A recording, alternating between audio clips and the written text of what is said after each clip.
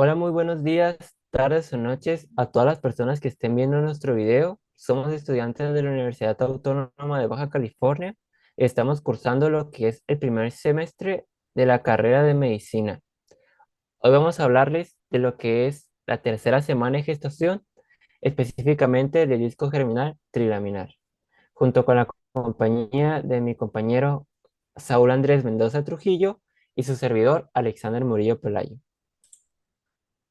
Pues Entonces, antes de adentrarnos al tema de la tercera semana de gestación, vamos a dar lo que es un pequeño repaso a ciertos puntos importantes de la segunda semana de gestación. Esto va a ser para poder ubicarnos de una mejor forma en lo que son los procesos que suceden dentro de la tercera semana de gestación.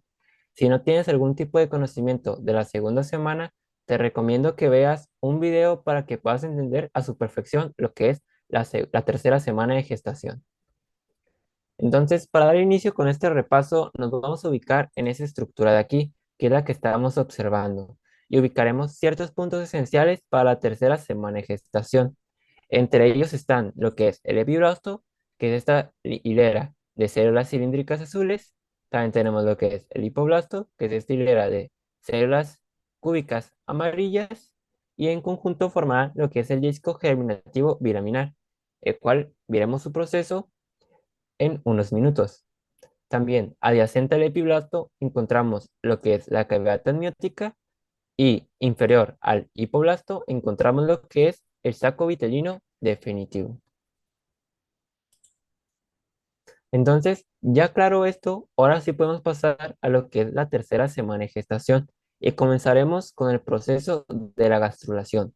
Este va a ser el evento más relevante de la tercera semana de gestación, ya que consiste en el proceso por el cual se van a establecer las tres capas germinales del embrión, las cuales son el ectodermo, el mesodermo y el endodermo, siendo el ectodermo la capa más superficial, el mesodermo la capa intermedia y el endodermo la capa más interna. Y esas en conjunto formarán lo que es el disco germinativo trilaminar. Siguiendo con el tema, pues vamos a realizar unos cortes transversales en las siguientes estructuras para obtener un mejor estudio del proceso de la gastrulación. Los cortes que vamos a realizar serían uno al nivel de la cavidad amniótica, en esta parte que está señalada, otro en el saco vitelino, que sería en esa parte que está señalada, y como resultado tendríamos la siguiente estructura. Bueno, esta estructura que estamos viendo desde una vista dorsal es del disco germinativo bilaminar, que como podemos ver, se encuentra formada por lo que es el hipoblasto y el epiblasto. En la parte craneal encontramos la membrana orofaringia, que es la que dará origen a lo que es la cavidad oral, y en la parte caudal encontramos lo que es la línea primitiva. Esta es la membrana orofaringia y esta es la línea primitiva. La línea primitiva va a ser la que le dé comienzo a la gastrulación. Entonces tenemos que con la formación de la línea primitiva, esta va a establecer lo que es la polaridad del embrión, ayudándonos a identificar el eje cráneo-caudal, los extremos craneal y caudal, también la superficie dorsal y ventral, y el lado izquierdo y derecho del disco embrionario. Y así el disco empezaría a tomar las características de un disco germinativo trilaminar. Posteriormente tendremos que en el extremo cefálico de la línea primitiva se formará lo que es el nodo primitivo, el cual se trata de una pequeña elevación que va a recubrir lo que es la fosita primitiva, que es este pequeño círculo que se encuentra entre el nodo primitivo. En este punto vamos a realizar un corte transversal, más o menos en esta parte de aquí, que sería un poco abajo del nodo, y veremos desde una vista inferior la siguiente estructura. Aquí tenemos esta estructura, la cual va a ser donde sucede el proceso de la gastrulación, y comenzaremos con lo que es la observación de las células epiblásticas que van a migrar hacia lo que es la línea primitiva y se van a desplazar hacia esta, y al momento de llegar cambiarán su configuración y se desprenderán para deslizarse debajo de esta. A este proceso le llamaremos invaginación. Y durante la invaginación, algunas células del epiblasto migrarán hacia lo que es el hipoblasto y formarán lo que es el endodermo. Luego tenemos que unas células del epiblasto se quedarán en lo que es la línea media y formarán lo que es el mesodermo. Y las células restantes del epiblasto formarán lo que es el ectodermo. Como podemos ver aquí, este es el epiblasto, esta parte de aquí sería el mesodermo y aquí estaría lo que es el ectodermo. Y de esta forma quedaría establecido lo que es el disco germinativo trilaminar. Funcionamiento de cada capa. Cada capa en un futuro nos va a desarrollar un sistema del embrión. Comenzando con el ectodermo, en un futuro nos desarrollará el sistema nervioso y la piel. El mesodermo, en su caso, desarrolla los músculos, el esqueleto, los riñones y el aparato reproductor. Y finalmente el endodermo nos desarrollará las glándulas endocrinas, los pulmones, el sistema digestivo y el hígado. La formación de la notocorda. Las células prenotocordales se intercalan con las células del hipoblasto, formando así la placa notocordal, que es esta que se marca aquí de color naranja. Al avanzar el desarrollo, las células de la placa notocordal proliferan y se desprenden del endodermo, estableciendo un cordón sólido de células, la cual se llamará la notocorda definitiva o notocorda. En esta imagen podemos apreciar cómo es que la placa notocordal se encuentra intercalada con el endodermo.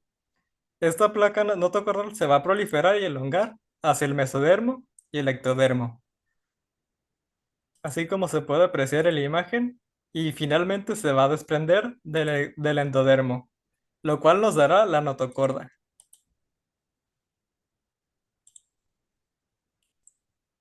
Ahora tenemos las membranas. La membrana cloacal, que es esta que voy a marcar, se encuentra al extremo caudal del disco embrionario. Esta membrana, cuya estructura es similar a la membrana bucofaringea, está conformada por células ectodérmicas y endodérmicas. En una unión estrecha que hay que destacar que el mesodermo no forma parte de estas membranas. En este caso, en la imagen de derecha se podría pensar que serían estos lados y nuevamente recalcando que el mesodermo no forma parte de ellas.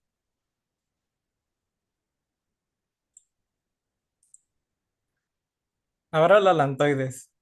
Cuando se establece la pared posterior de saco de dietilino, se forma un divertículo pequeño que se extiende, que es este que se me encuentra marcado por las dos flechas. Este divertículo pequeño se extiende del interior del pedículo de fijación hacia el exterior. Este divertículo, eh, que se llama alantoentérico o alantoides, se aparece alrededor del 16º día de desarrollo. Ahora, establecimiento de los ejes corporales. El establecimiento de los ejes corporales se establece antes y durante la gastrulación. La parte anterior es la del hipoblasto, marcada aquí, y la parte posterior la del epiblasto. Además, contamos con la región cefálica y la región caudal, las cuales la determinan unas células que reciben el nombre de endodermo visceral anterior, o como lo tenemos abreviado aquí en la imagen, AVE. Estas expresan genes esenciales para la formación de la cabeza, como son los factores de transcripción OTX2, LIM1, HESX1, Cerberus y Lepsi. El gen nodal genera la regulación positiva para la formación del mesodermo dorsal, ventral y el eje posterior, anteroposterior. Alrededor del disco tenemos la proteína morfogénica OCA4, que genera un factor de fibroblastos FGF, que van a ventralizar al mesodermo. Este gen hará que el nodo primitivo exprese el factor de transcripción GUSCOID, o también abreviado como GSC, para expresar los factores de coordina, también abreviados como CHRB, y noguina, abreviado como NOG, y folastitina para inhibir al EBMP4 y que el mesodermo craneal se dorsalice. Desarrollo del lado derecho, izquierda o lateralidad. El establecimiento de la lateralidad derecha-izquierda está determinado por una cascada de genes. En el lado izquierdo se encuentra el gen nodal, el cual, como se mencionó previamente, forma y mantiene a la línea primitiva. Cuando se forma la placa neural y de esta se forma el tubo neural, el factor de crecimiento de fibroblastos 8, también abreviado como FGFA8, va a inducir la expresión de los genes nodal y lepti2. Estos dos genes van a controlar la expresión del gen PITX2, el cual contiene el gen de homosecuencia de la lateralidad izquierda. Toda esta cascada de genes está regulada por la serotonina, el cual es un neurotransmisor que también está representado por las siglas 5-HT. El desarrollo del lado derecho no está bien identificado, pero se cree que el factor de transcripción SNAIL es el encargado de la regulación del lado derecho. En el lado derecho, la monoaminoxidasa metaboliza o degrada la serotonina para que no se expresen los genes del lado izquierdo en el lado derecho. La notocorda expresa la proteína Sonic Hedgehog, o también abreviada como SHH, y el gen T. Estos funcionan como una barrera que impide que los genes del lado izquierdo se expresen en el lado derecho.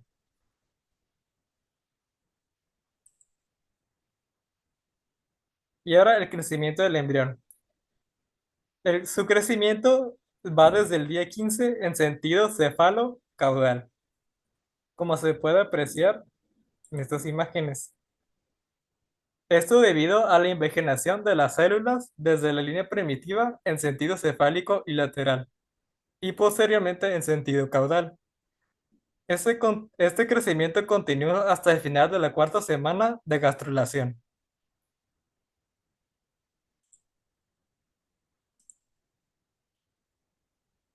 Mapa del destino. Este establece que durante la gastrulación y consiste que los mapas de las regiones del epiblasto migran y se imaginan por la línea primitiva, y estos ya han identificado sus destinos finales. Por ejemplo, tenemos que los de las que se imaginan por la región craneal del nodo se convierten en la placa precordial y notocorda. Las que migran por los bordes laterales del nodo y desde el extremo craneal de la línea primitiva se convierten en el mesodermo paraxial. Y las que migran por la región media de la línea primitiva se forman en el mesodermo intermedio. Continuando, tenemos que las que migran por la región más caudal se transforman de la línea primitiva y constituyen el mesodermo de la placa lateral. Y aquellas que migran por la región más caudal de la línea primitiva contribuyen al mesodermo extraembrionario. Dos. Bueno, ahora para finalizar tenemos lo que es el desarrollo posterior del trofoblasto. Tenemos que el citotrofoblasto es la capa interna y el sincitiotrofoblasto es la capa externa. Para comenzar, tenemos la formación de las vellosidades coriónicas, las cuales son las prolongaciones formadas por el citotrofoblasto que penetran en el sincitiotrofoblasto. Después tenemos el crecimiento del sincitiotrofoblasto, el cual va a continuar invadiendo el tejido endometrial materno para anclar al embrión más firmemente en el útero.